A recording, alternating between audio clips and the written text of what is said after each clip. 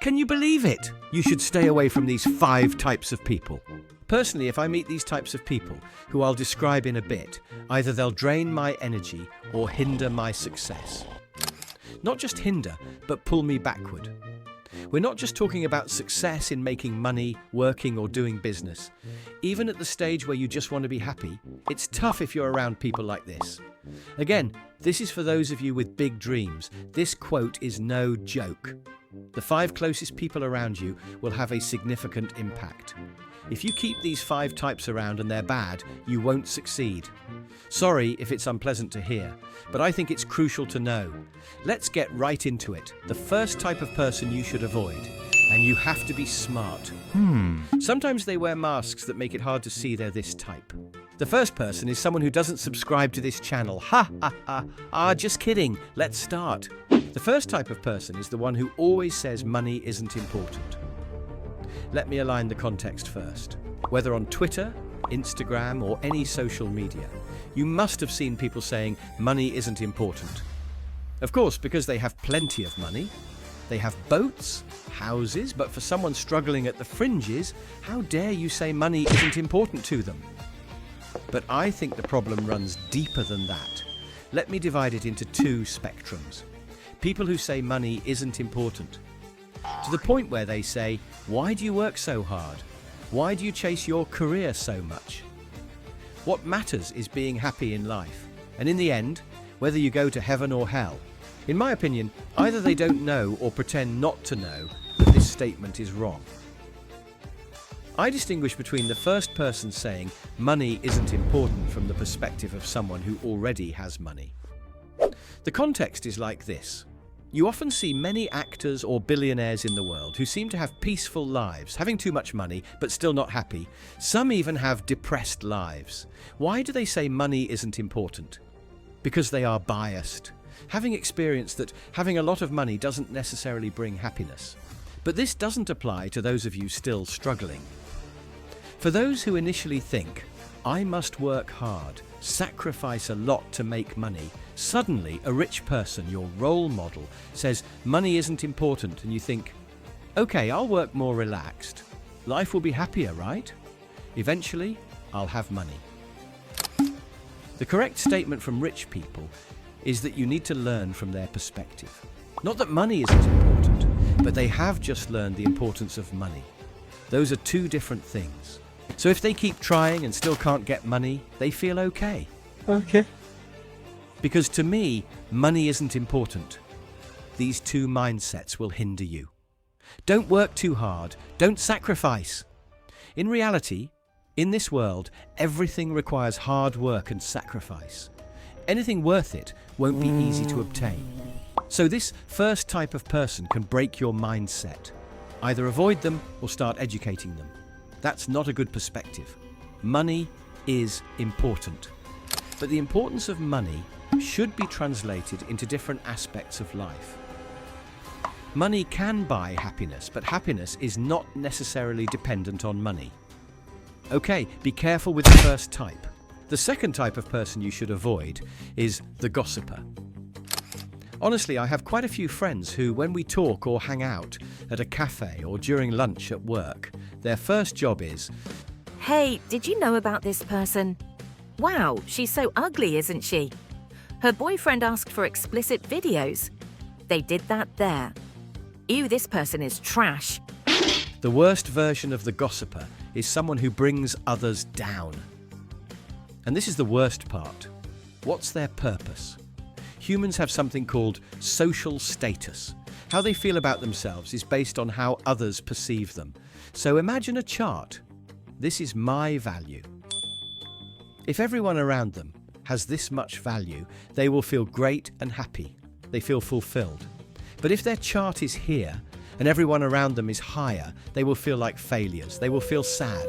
The problem with the gossiper, the worst version, is that they don't try to improve themselves, but instead bring others down to feel better about themselves. That's a terrible justification. Imagine if you want to succeed, but the mindset is, rather than improve myself, I'll just pull others down. Wow, that's super toxic. Okay, they're talking about other people and not you. Sooner or later, they will talk about you. If you work hard and surpass your friends, they will tell others. Hey, this person actually did this and that. He will bring people down. And the fatal version of the gossiper will mess up your mind. They're experts at finding fault in others. The worst type is when they bring others down to make themselves feel better. Honestly, I would avoid such people. And usually the early signs, but if you meet them 5 times and 3 or 4 out of the 5 times, the first thing they talk about is, Hey, did you hear about this person? honestly, I would avoid people like that. Simply insecure people. The third type of person, this is very dangerous because sometimes they don't appear to be toxic. They are called the manipulators. I'll tell you the signs of a manipulator. But have you ever had a friend who seems, wow, this person is so nice to me. They have many friends and everyone likes them. And that's dangerous. The manipulator has one tendency. If you read about psychopaths or sociopaths, these are people who don't use emotions. They seem to always know what to say to the right person, so you hear what you want to hear. If you look at psychopaths or sociopaths, they seem like normal people and blend well in society because they say what needs to be said. Their interest is in extracting from others. For instance, I believe in ABC. I talk to, what do you think, Rick? But they answer with DF. I would change my principles, what I believe in, to say, oh yes, DEF is great. I totally agree with you. How can you be so good with your choices? They will say what you want to hear. Usually, if they talk to someone else and the person says GHI, they will say, oh yes, GHI is great. And when the person says, but DEF is rubbish, right? Yes, DEF is rubbish. People without principles, who say what's needed for their own benefit, that's a manipulator. The first sign you can spot in such people is inconsistency. If you have overlapping friends, they say A to one person, B to another, and C to yet another. What's worse, that's the early sign. The next step, if they have an interest in you, the manipulator is very good at identifying your vulnerabilities or things that make you feel weak or insecurities, and they can use that to negotiate. They can use it to make you feel guilty. It's a mix of the gossiper, someone who wants to bring others down to feel higher or somehow extract something from you. Whether it's money, business decisions, and shit. That's really crazy. The danger with the manipulator is that the problem isn't visible. Unless you've built a gut feeling, why is this person inconsistent with their words? Why is this person too sweet? Be careful with manipulative people. Now, the fourth type of person that I avoid, maybe not as bad as the third type, the tender-hearted, people who are always kind. If you fail, they're always there for you. They always say, it's not your fault, you can do better. People who are always positive are good to keep in your circle. But I'm sure you've heard this quote. Comfort zone is the enemy of self-improvement. If you're always in a comfortable, nice environment, it's not good for self-growth. And when you fail, when you need to focus on things like evaluation, what can be improved, you're bombarded with, No, it's not your fault. It's okay. You're not entirely to blame. It's someone else's fault. It becomes a space where you can't evaluate yourself. We must be self-aware. If it's our fault, it's our fault. Humans learn from failure and are rewarded with success. You learn more from mistakes than from everything you do right. The tender-hearted who always prioritize your mental state to keep you happy might hinder you from learning and fixing your problems. The worst part is, if you have issues, they will teach you to bury them. It's not your fault. And this, fortunately, it can be fixed.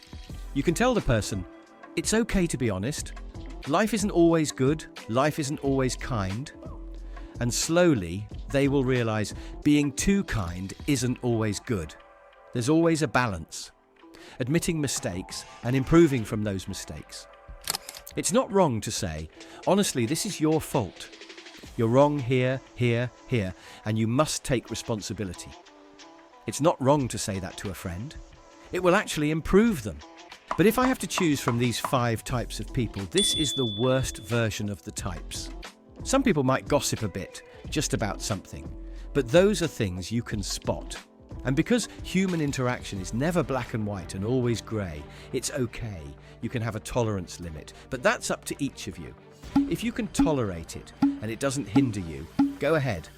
And maybe it's your task to spot which friends are like that, whom you really care about, and make them aware. What needs to change about themselves? So, 1, it doesn't hinder you. 2, it doesn't hinder them from pursuing their success. But the 5th type can make me not happier, but more stressed. That is the complainer. Have you ever met someone who, when there's a problem, 90% of the discussion is about the problem? Yes, but this. Someone who lives in the past, not in the present. It feels like going around in circles if it's at the stage where, okay, I want to help. How? But listen first. No, because of this. Humans naturally and easily, if they have a problem, they want to vent. And I think venting emotions is perfectly fine. It's okay, people need a platform to vent. But if consistently, every call, every discussion, whether it's a business partner, always thinks about problems, 1, they add a mental burden to you. 2, they pull your mind from the present time, or when thinking about the future, to focus on the past.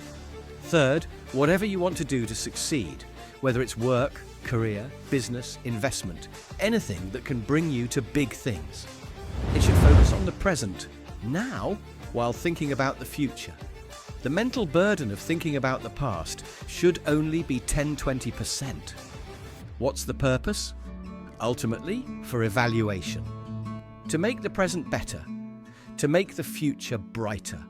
But why this is on this list is simple.